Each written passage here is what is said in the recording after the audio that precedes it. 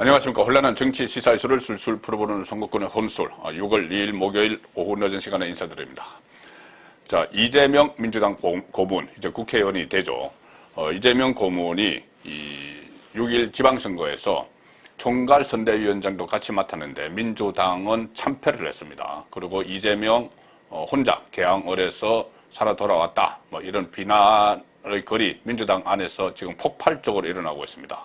친문 진영에서, 친문재인 진영에서 8월 달에도 당권 경쟁도 있기 때문에 이재명 비토 움직임이 상당히 강하게 일어나고 있습니다. 심지어 같이 경쟁을 했던 이낙연 전 대표까지 이재명을 비판을 하기 시작을 했고, 사법연수원 동기죠. 조홍천 의원, 대선 때는 이재명 캠프에서 핵심 역할을 했는데, 이 조홍천 의원도 지금 상당히 강하게 지금 비판을 하고 있습니다. 그리고 친문을 중심으로 이재명이 당권에 나서면 안 된다. 심지어 심지어 이재명 고문과 가까운 사람들 사이에서도 당권 도전은 포기를 해야 된다는 말까지 이렇게 나오는 상황이죠. 그리고 또 민주당 지지자들은 네티즌들은 이 SNS를 통해서 여러 가지 패러디까지 막 쏟아내고 있습니다. 영화 라이언 일병 구하기 포스터 거기에다가 이재명 일명 구하기, 일병이 아니고 이재명 일명 구하기 이런 거를 합성한 사진을 막 공유를 하고, MBC 예능 프로그램 중에서 나 혼자 산다가 있죠.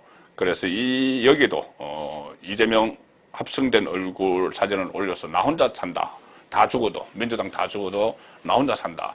자, 이런 식으로 이재명이 당선은 됐지만은 결코 웃지 못하는, 오히려 지금부터가 더 문제일 수도 있는, 당내에서 본인의 입지나 이런 것들이 더 문제일 수가 있는데, 자, 이재명이 이렇게 편안하다고 생각했던 인천 계양을에 출마를 했던 이유는 딱 하나가 있죠. 방탄조끼를 구하러 인천 상륙작전을 벌였다. 본인의 정치적 근거지는 성남, 경기도인데, 이 방탄조끼 뭐냐면은 국회의원 배지입니다. 국회의원 배지가 있으면은 여러 가지 특권이 있죠. 그 중에서 해기종 불체포 특권, 이것도 있습니다.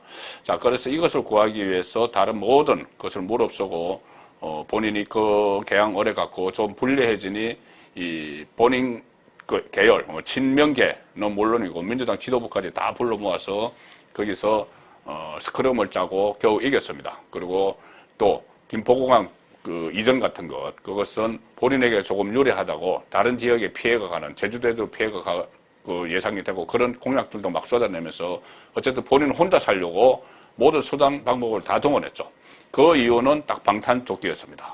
우선 나중에 당권, 또 당권 역시도 이 금배지를 달아야 되니까 그 다음에 5년 후에 다시 대선에 도전하는 이런 문제는 그 추후의 문제죠. 대선에 지지자마자 바로 서둘러서 보선 지역을 찾아간 것 그 자체가 방탄조끼를 입기 위한 거죠. 그렇지 않다면은 좀 쉬면서 구상도 하고 그렇게 하는 게 정상인데, 바로 선거판에 다시 뛰어든 것은 방탄조끼 때문이었습니다. 그러면 중요한 것은 이 방탄조끼가 지금 효력을 발휘를 할 것인가, 정말 이재명은 이제 경찰 수사에서 무사할까, 그 부분이 핵심적인 관전 포인트가 될 수가 있겠죠. 자, 이재명 일단 이 방탄조끼는 마련했습니다. 왜 그러냐면 국회의원은 불체포 특권, 해기종 불체포 특권 이외에 여러 가지 특권이 있습니다. 국회의원만으로서 누릴 수 있는 특권들이 있죠. 그래서 이 검찰이 지금 선거가 끝나면은 완전히 재수사에 다시 착수하는 그 설계를 다 짰죠. 한동훈 법무부 장관이 임명되자마자 그 다음날 검사장 인사 대대적으로 했습니다. 추미애 사단 다 물러나고 윤석열 사단, 그 전에 이 수사를 했던 그 검사장들이 포진을 했고, 이제 곧 검명관 중간 간부 인사도 하고 검찰 인사를 해서 대대적인 수사를 하게 됩니다. 문재인 주변, 이재명 주변 양쪽 갈래인데, 특히 금수완박 입법이 지금 시행이 4개월 유예를 했기 때문에 9월부터는 검찰 수사가 상당히 어려워지기 때문에 정강스카처럼 속전속결로 수사를 할 것이다. 그래서 곧 수사팀도 재구성하고 할 텐데, 자, 그렇다면은 잔뜩 벼르고 있는 살아있는 문재인 정권을 수사를 했던 그 수사팀이 이 수사의 칼날이 이재명의 방탄조끼를 뚫을 수 있을 것인가? 그것이 핵심적인 살펴봐야 될 부분이 되는 겁니다. 일단은 검찰이 이 대장동 특혜나 이런 사건에 대해서 재수사에 착수를 하더라도 수사 한번 했죠. 근데 지금 재수사가 필요한 상황입니다. 착수하더라도 지금 상황 같으면은 일단 강제 수사, 그러니까 체포영장을 발부를 한다거나 압수수색을 한다거나 이 강제 수사는 좀 뒤로 미룰 수밖에 없는 그런 상황이 됐다는 것이 일단 그 법조계 또 정가의 일반적인 분석입니다. 그런데 이 분석은 평상시의 이야기입니다. 지금 금수완박을 앞두고 그 검찰의 손발이 묶이기 전에 정강 스카처럼 해야 되는 검찰 입장과는 과거와는 좀 다르죠. 어쨌든 일반적으로는 그렇다는 이야기입니다. 좀 어려워졌다, 강제 수사가. 지금 검찰이 진행 중인 그 관련 수사 여러 가지 있습니다. 이재명과 관련 수사 여러 가지가 있는데 그 중에서도 특히 논란이 될 수 있는 부분, 의혹이 상당히 정폭되는 부분은 대장동 개발 특혜 의혹이죠. 이것은 서울중앙지검이 수사를 합니다. 그리고 변호사비 대납 의혹, 이것은 수원지검이 합니다. 성남FC 후원금 사건, 이것은 수원지검 성남지청이 하면서 경찰에 보안 수사를 요구해 둔 상태죠. 그래서 경찰이 수원시청을 압수수색을 하고 성남FC에 후원금을 냈던 업체들에 대해서도 압수수색을 한 그런 상황입니다. 여기에 그 김혜경 씨, 부인 김혜경 씨의 법인카드 유용, 이런 것은 큰 이 핵심적인 사안과는 좀 결이 다릅니다. 자, 그래서 대장동, 또 북현동도 있죠. 그렇게 따지면. 변호사비, 성남FC.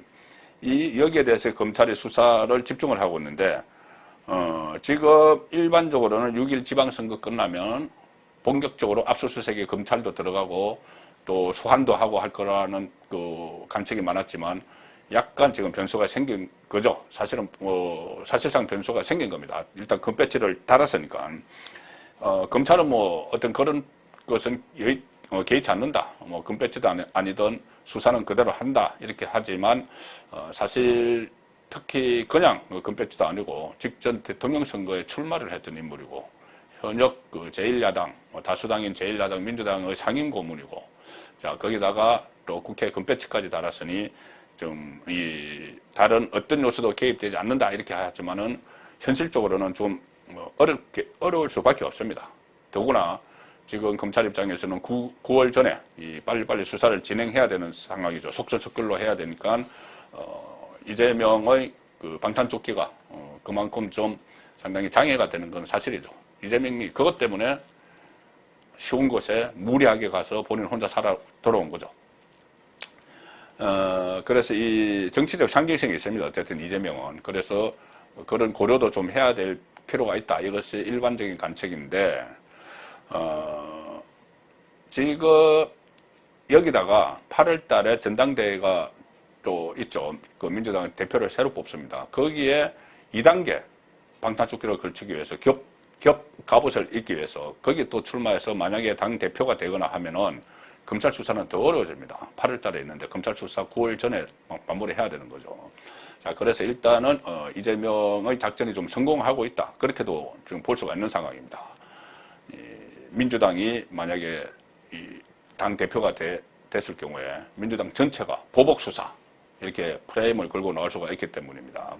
왜 그러냐면은 금수완박을 민주당이 밀어붙였기 때문에.